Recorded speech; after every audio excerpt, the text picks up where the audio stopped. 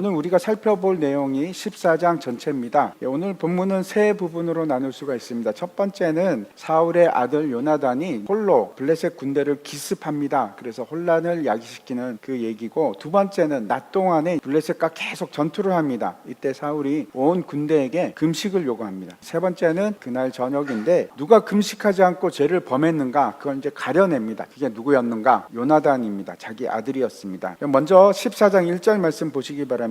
오늘 사건은 이제 지난주에 이어서 블레셋과의 전투 얘기입니다. 사울이 이제 3,000명의 정규군을 만듭니다. 요나단이 문제를 일으키죠. 1,000명을 데리고 기습을 합니다. 블레셋 수비대를 친 겁니다. 블레셋이 이제 화가 났겠죠. 그래서 어마어마한 대군을 이끌고 이스라엘을 이제 침공한 겁니다. 이스라엘 사람들의 군대는 막 흩어지고 도망가고, 사울에게 남은 병사는 600명밖에 남지 않았습니다. 수적으로 본다면 거의 절망적입니다. 그런데 결국은 그걸 승리로 바뀌는 그 내용입니다. 이때 이제 다시 요나단이 나섭니다. 자기의 무기 든 사람, 일종의 부관인데 그 부관에게 이렇게 얘기하는 겁니다. 야, 이거 우리가 가만히 있어서 되겠냐? 블레셋 군대를 기습하자. 그리고 이제 아버지 사울에게는 전혀 그 얘기를 하지 않습니다. 사울 왕이 지휘관입니다. 그런데 그 지휘관을 명령을 따라야 되는데 이거 무시하고 아무런 말도 하지 않고 지금 작전을 시작하려고 하는 겁니다. 요나단이 왜 이런 짓을 하는가? 만약에 요나단이 이 일을 제가 단독으로 가서 기습을 하겠습니다 그러면 그 아버지 사울이 그 작전을 허락했을까요? 이 말도 안 되는 작전을 무시하지 않았을까? 지금 적은 병거만 3만 대입니다. 군인은 숫자가 안 나오는데 수십만 명 아닙니까? 그런데 지금 이스라엘 남은 군사는 한 줌밖에 안 되는데 마치 달걀로 바위를 치는 그런 일과 뭐가 다르겠습니까? 허락하지 않고 싶은 그런 일입니다. 근데 그냥 이대로 있을 수는 없다, 이렇게 생각을 한 겁니다. 블레셋은 지금 노략을 하고 공격을 하고 뭐 그러고 있는데 그냥 당할 수밖에 없는 상황인데 가만히 있다고 뭐 달라질 것이 있겠습니까? 이때 사울 왕은 어떤 상태인지 2절과 3절에 한번 보겠습니다. 사울은 지금 어떻게 하고 있습니까? 미그론이라는 곳에 석류나무 아래에 있습니다. 꽤 오래 있었다는 뜻입니다. 거기서 뭘 하고 있었을까요? 아마 자포자기하고 그냥 멍하니 있지 않았을까, 이렇게 생각을 합니다. 또 이제 관심을 가져야 할 것이 그 옆에 누가 있었습니까? 대제사장 아히야가 있는데 여기서 이제 관심을 가지고 있는 건 에봇입니다. 에봇을 입고 있었다, 이렇게 얘기를 하는데, 에봇은 대제사장이 입는 조끼입니다. 그 에봇 안에 우림과 둠밈이 있기 때문에 그런 겁니다. 하나님의 뜻을 알게 하는 도구입니다. 그걸 이제 가지고 있는 것은 무슨 뜻일까요? 사울이 계속해서 그걸 앞으로 찾습니다. 지금 사울은 뭐가 궁금한가? 미래의 결과가 궁금한 겁니다. 나중에는 이제 심접한 사람을 찾아가고 뭐 그런 일이 이제 기록이 되어 있는데 왜 이렇게 계속 점을 치려고 할까요? 미래가 두려워서 그런 겁니다. 뭔가를 붙잡으려고 그러는 겁니다. 사울은 지금 하나님의 뜻을 알기 위해서 에봇을 둔 것이 아니고 미래를 알기 위해서, 하나님을 이용하기 위해서 지금 에봇을 둔 것이 아닌가, 이렇게 보입니다. 요나단이 이제 블레셋 사람들을 치러 가는데 굉장히 유명한 믹마스 협곡이라는 곳입니다. 지금 블레셋 군대가 저기 있는 겁니다. 저기로 가야 됩니다. 협곡은 좁은데 저 위에 누가 지금 진을 치고 있는가? 블레셋의 수비대가 저 위에 있는 겁니다. 근데 이제 요나단이 저곳으로 가기로 작정을 한 겁니다. 무기 들어주는 소년과 함께 얘기를 합니다. 6절입니다. 요나단이 아주 중요한 두 가지 사실을 얘기를 하고 있습니다. 첫 번째, 이 할례 받지 않은 자들, 이방인이죠. 예수 안 믿는 사람, 하나님의 사람이 아닌 자들을, 그들에게 가자. 하나님께서 우리를 위해서 반드시 뭔가를 하실 거야. 하나님께서 우리를 위해서 일하시면 우리는 승리할 수 있어 하는 기대를 가지고 있는 겁니다. 소망입니다. 그 일을 나는 기대해 하는 말입니다. 사울처럼 석류나무 아래 앉아서 기다리는 것이 아니고 하나님을 기대하고 움직이는 겁니다. 하나님은 그렇게 하나님을 신뢰하고 움직이는 자들을 사용하십니다. 나는 실패할 수 있는데 하나님은 절대 실패하지 않으십니다. 성취하십니다. 그 일을 기대하는 겁니다. 여러분은 하나님에 대한 어떤 기대를 하고 계십니까? 기대하십시오. 하나님께서 기대하는 자들을 사용하시고 그 일을 성취해 주십니다. 두 번째, 요나단이 한 말은 여호와의 구원은 사람의 많고 적음에 달려있지 않다 하는 믿음의 말을 합니다. 하나님께서 반드시 일을 하실 텐데 그 일하심은 사람의 숫자에 달려있지 않다 하는 얘기입니다. 하나님께서 많은 사람들을 보통 사용하지 않으십니다. 미디안과의 전쟁에서 하나님께서 기드온과 300용사를 사용하셔서 그 대군을 무찌르십니다. 12명의 사도를 통해서 전 세계를 완전히 뒤집어 놓으셨습니다. 작은 사람들을 사용하셨습니다. 내 능력이 필요합니까? 아니면 내 자원이 필요합니까? 아니요, 그런 것이 필요한 것이 아니고 우리의 믿음이 필요합니다. 하나님께서는 신뢰하는 자들을 사용하십니다. 하나님은 여러분 전지전능하신 분이십니다. 요나단에게 두 가지 확신이 있었는데, 하나는 하나님에 대한 소망이 있었고 또 하나는 하나님에 대한 믿음을 가지고 있었습니다. 이사야 43장 말씀 한번 보시기 바랍니다. 하나님께서 광야에다가 길을 내신답니다. 그리고 사막에다가 강을 내시겠답니다. 그 일을 성취하십니다. 믿으시기 바랍니다. 두 번째, 그가 확신을 가지고 있는 것은 하나님에 대한 믿음입니다. 하나님은 일을 성취하시는 하나님. 예레미야 말씀입니다. 2절과 3절 보면 나는 안 된다고 생각하지 마십시오. 나는 안 돼도 하나님은 하십니다. 여러분이 생각하는 하나님은 얼마나 크십니까? 하나님을 제한하지 마십시오. 하나님은 여러분이 생각하시는 것보다 훨씬 더 크시고 전능하신,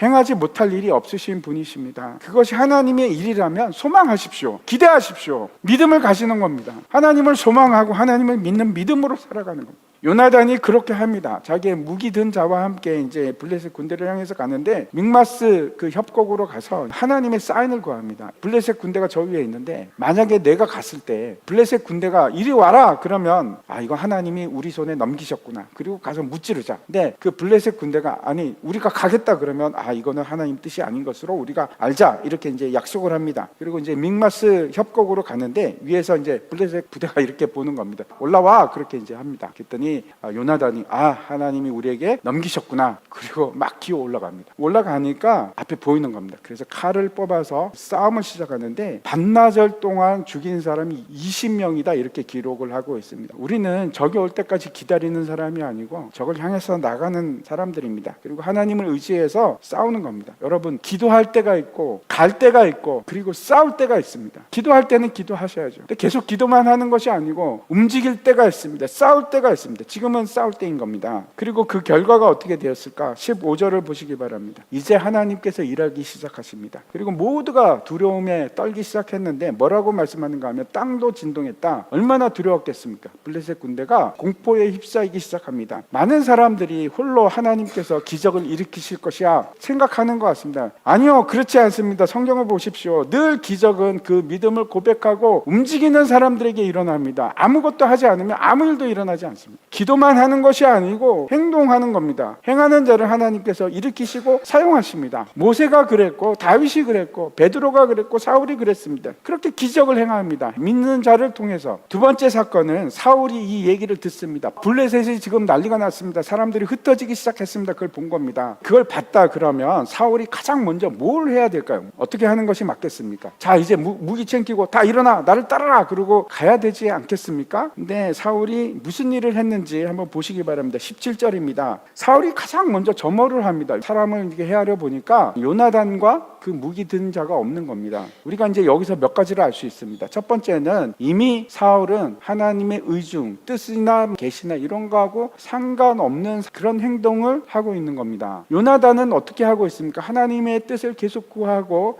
그 일을 행하고 있는데 사울은 전혀 하나님의 뜻과는 무관하고 지금 하나님의 일에 소외되어 있습니다. 하나님과 백성 사이에서 하나님의 뜻을 전하고 행하는 사람이 이스라엘의 왕입니다. 근데 지금 그렇게 하질 못하고 있습니다. 두 번째, 그가 왜 점호를 했을까요? 요나단 때문에 전세가 지금 바뀌기 시작한 겁니다. 흔들리고 있는데 근데 그게 중요한 것이 아니고 사울에게 중요한 것은 누가 자신이 가져야 할 명예를 지금 가지고 가고 있지? 아니, 내가 명을 내렸는데 누가 어겼지? 그걸 확인하고 싶은 겁니다. 그게 승리보다 더 중요했습니다. 사울의 상태가 문제가 심각합니다. 근데 이 모든 일의 동기가 무엇인지 생각해 보시기 바랍니다. 요나단은 자신이 아니라 하나님 나라를 위해서 지금 일을 하고 있는데 사울은 하나님 나라가 우선순위가 아닙니다. 자기가 가장 중요합니다. 내 공, 내 명예, 내 권위, 그걸 지금 찾고 있는 것을 우리가 보는 겁니다. 불순종은 이기심으로부터 시작하고 의심으로, 불신으로부터 시작합니다. 그리고 이 불순종이 점점 더 심화되고 있는 것을 보게 됩니다. 그리고 나서 사울이 어떤 일을 했는가? 18절입니다. 대제사장 아히야에게 하나님의 법궤를 가져와 이렇게 지금 요구를 하는 겁니다. 그 이제 엘리 제사장 때 법궤를 들고 전쟁터에 나갔다가 대패를 하지 않습니까? 근데 사울이 지금 또 하나님의 전쟁이 아니라 하나님을 사용하기 위한 전쟁을 지금 하려고 하는 겁니다. 근데 그때 블레셋 진영에서 더 큰 소동이 막 일어나기 시작하니까 괴 가지고 오는 일은 포기합니다. 그리고 이제 서둘러서 블레셋 진영을 향해서 이제 쳐들어가는데 보니까 난리가 났습니다. 블레셋 사람들이 서로를 찌르고 완전히 혼란 가운데 이제 빠져 있습니다. 뿐만 아니고 도망갔던 히브리 사람들, 이스라엘 백성들이 막 다시 돌아오기 시작하고 숨었던 사람들도 나타나고 항복하고 블레셋 편이 된 사람들이 있는데 그 사람들마저 돌아오기 시작합니다. 여기서부터 이제 블레셋이 도주하기 시작합니다. 진짜 전세가 역전이 되기 시작한 겁니다. 근데 이때 24절 말씀입니다. 전쟁을 하는 중에 백성이 배가 너무 고프고 피곤해서 정말 힘듭니다. 이런 얘기도 되고, 또 하나는 지금 전투가 조금씩 힘들어지기 시작했다는 겁니다. 밀리기 시작하는 겁니다. 이때 사울이 어떤 일을 하는가 하면 백성들에게 맹세를 시킵니다. 내가 내 원수에게 보복할 때까지 음식 먹지 마. 금식이야. 싸워라. 안 그러면 너희가 저주를 받을 것이다. 그래서 싸움을 싸우는 군인들이 먹지도 못하고 지금 열심히 싸움만 하는 겁니다. 사울이 왜 이런 일을 했을까요? 금식을 시켰는데 금식이라는 것은 굉장히 종교적인 일입니다. 근데 왜 금식을 하는 것이 왜 해야 되는가? 그 목적이 뭔가? 마태복음 6장에 보면 대표적인 경건 생활로 세 가지를 얘기를 합니다. 첫 번째는 구제하는 일에 대해서, 기도하는 일, 그리고 세 번째가 금식하는 일입니다. 그런데 이 세 가지에서 공통적으로 예수님께서 말씀하시는 것은 외식함으로 하지 말고 사람들에게 보이려고 하지 마라. 금식할 때도 은밀한 가운데, 기도할 때도 구제할 때도. 왜 그렇습니까? 이 얘기를 하시는 이유는 바리새인들이 사람들 앞에서 외식함으로 이 일을 하고 있기 때문에, 그걸 즐겨했기 때문에 그렇게 말씀을 하시는 겁니다. 사람을 향한 일이 아니고 하나님과 나만의 1대1, 굉장히 개인적인 일입니다. 금식은 여러분 개인적인 일입니다. 금식을 하는 가장 큰 이유는 곡기를 끊어서 나를 죽이는 일입니다. 그게 대표적인 금식의 이유입니다. 왜 죽여야 합니까? 회개하기 위해서 금식을 합니다. 대부분 금식의 의미를 어떻게 생각하는가 하면 하나님 앞에서 타결을 보기 위해서, 응답을 얻기 위해서, 요구하기 위해서 금식을 한다고 생각을 합니다. 아닙니다. 금식은 전혀 그런 거 아닙니다. 금식은 어떤 건가 하면 내가 뭔가를 주장하려고 하는 것이 아니고 나를 죽이는 겁니다. 내가 사라지고 나의 뜻이 아니고 하나님 뜻만, 하나님 뜻을 요구합니다. 그게 금식입니다. 근데 24절 보십시오. 사울이 왜 백성들에게 금식을 요구하고 있습니까? 내가 내 원수를 보복하기 위해서라고 합니다. 목적이 나를 위한 겁니다. 이걸 이제 백성들에게 저주 맹세까지 요구하면서 그 일을 하고 있는 겁니다. 이 일이 뜻하지 않는 결과를 가져오게 되는데 어떤 일이 일어나는가 하면, 요나단이 이제 블레셋 사람들을 쫓아가다가 숯불 속에서 꿀을 보게 됩니다. 그래서 이제 지팡이로 찍어서 먹는데 금식 명령을 듣지를 못했습니다. 요나단이 딱 먹으니까 그제서야 이제 옆에 있던 사람들이 얘기를 합니다. 먹지 말라고 하셨습니다. 이거 어떻게 하면 좋습니까? 저주했는데 죽습니다. 이렇게 얘기를 한 겁니다. 그랬더니 요나단이 뭐라고 하는가 하면, 내 아버지가 이 땅을 곤란하게 했다, 무모한 맹세를 시켰다, 그런 뜻입니다. 여기까지가 이제 두 번째 사건입니다. 요나단이 꿀을 먹은 사건입니다. 세 번째 사건은 이제 저녁에 일어나는데 모든 사람이 이제 지적됐죠. 하루 종일 뛰어다니고 전투하고 얼마나 피곤하겠습니까? 배가 고픈데 먹지도 못했고, 그래서 이제 백성들이 블레셋 군대로부터 빼앗은 양, 소, 송아지 이런 걸 끌어다가 너무 배가 고프니까 잡아먹는 겁니다. 근데 원래는 어떻게 먹어야 됩니까? 핏째 먹으면 안 됩니다. 빼고 먹어야 되는데 참을 수가 없어서 너무 배가 고파서 그냥 막 먹은 겁니다. 핏째로. 물론 백성들이 잘못했습니다. 그런데 이렇게 만든 사람이 누굽니까? 사울 왕입니다. 사울 왕이 금식을 시켰기 때문에 백성들이 이렇게 곤욕을 치르는 겁니다. 범죄하게끔 만든 겁니다. 사울이 안 돼!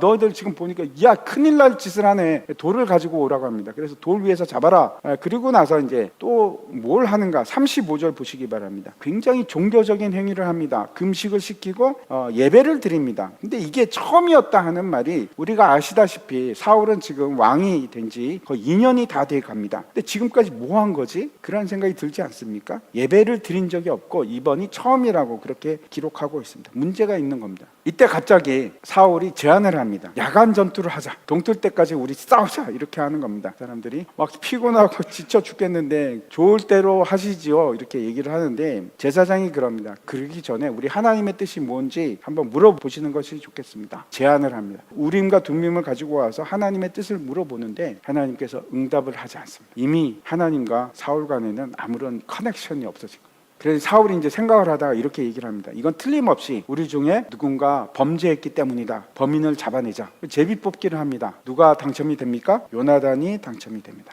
요나단이 그래서 이제 고백을 합니다. 제가 꿀을 먹었습니다. 제가 죽을 수밖에 없습니다. 그렇게 얘기를 합니다. 사울이 어떻게 대답을 하느냐? 죽이려고 합니다. 아들 요나단을 죽이려고 하는 겁니다. 아들보다도 자기 체면이 중요하고 자기 권위가 더 중요한 겁니다. 그때 이제 백성들이 만류합니다. 45절입니다. 머리털 하나도 손대지 마십시오. 그가 하루 종일 하나님과 동역했습니다. 백성들이 얘기했지만 누구의 말씀처럼 들립니까? 하나님께서 이렇게 얘기하신 겁니다. 이것이 오늘 세 번째 얘기입니다. 오늘 우리가 불순종의 또 다른 모습을 사울을 통해서 봤으면 좋겠습니다. 사울의 모습이 여러분 뭐가 연상이 되십니까? 사울이 지금 대표적인 바리새인의 모습을 띠고 있습니다. 지극히 율법적이고 지극히 종교적이고 그런 모습을 보여주는데 사울이 뭘 잘못했나 그러면 잘 안 보이죠. 아니 당연히 제사 드리고 전쟁하는데 금식하는 건 맞지 않나 그런 생각을 하게끔 합니다. 이것이 왜 불순종하고 관계가 있을까요? 중요한 건 동기입니다. 순종한 동기입니다. 제일 중요한 동기가 뭔가 하면 사랑인데 사랑이 없는 겁니다. 여기 오신 이유를 다시 한번 생각해 보십시오. 내가 하나님을 사랑해서 예배를 사랑해서 오신 것인가 아니면 의무로 나오셨는가? 의무로 나왔다면 나 역시 바리새인 다르지 않습니다. 그 핵심에 뭐가 있는가 하면 내 안에 불순종이 있는 겁니다. 의무하고 요구만 있습니다. 하나님 나한테 이렇게 해주셔야죠. 하나님 이건 이런 거 아닙니까? 그게 불순종입니다. 불순종은 늘 항상 사랑이 없습니다. 사랑하지 않는 것이 불순종입니다.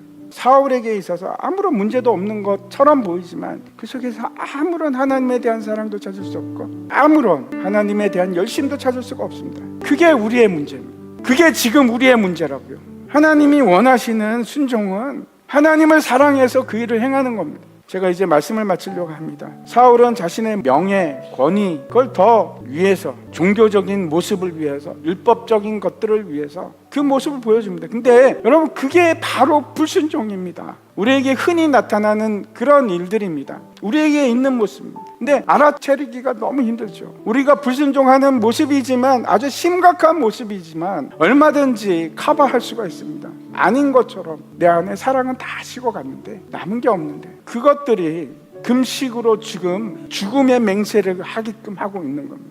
우리 안에 똑같은 사울의 모습이 있습니다. 우리가 잘못이 있으면 회개해야 합니다. 바리새인들은 회개 안 합니까? 바리새인들도 죄에 대해서 회개합니다. 근데 그리스도인은 다릅니다. 내 자신의 죄만 회개하는 것이 아니고 의의 뿌리까지 그걸 회개하는 겁니다. 무슨 말씀인가 하면 죄뿐만 아니고 내 의에 대한 동기까지 경건의 동기까지 내가 하나님 아버지 예배드리러 왔는데 내 안에는 사랑도 없고 의무감만 남아있어. 그게 답답해서 가슴을 치면서 통곡하는 걸 순종이라고 하는 거예요. 그 근본 뿌리를 아파하는 거예요. 그게 그리스도인 겁니다. 애통하는 자, 의식적이고 남의 눈만 보고 내 안에는 하나님에 대한 사랑이 점점 식어가 절망적이죠. 그게 우리의 모습입니다. 그래서 그걸 고치고 뜯어고치고 나가야 되는데 안 되는 겁니다. 저와 여러분은 그래서 가망이 없어요. 아무런 가망이 없다. 내 힘으로 안 되는 거라고요. 그래서 우리에게 필요한 것이 예수님입니다. 구원자가 필요합니다. 이 순종하지 못하는 완악한 모습 때문에 우리 모두가 여러분 하나님 앞에서 바리새인들이고 우리 모두가 다 죄인들이고 잘난 척 할 수가 없습니다. 어떻게 그렇게 사람에 대한 사랑을 할 수가 없는지 어떻게 그렇게 하나님을 사랑하지 않는지 그저 챙기는 게 내 이익, 내 이기심. 그래서 오늘도 저와 여러분이 예수님이 필요한 거고 그 예수님을 찾는 게 그걸 뭐라고 합니까? 순종이라고 합니다. 진짜 순종을 하십시오.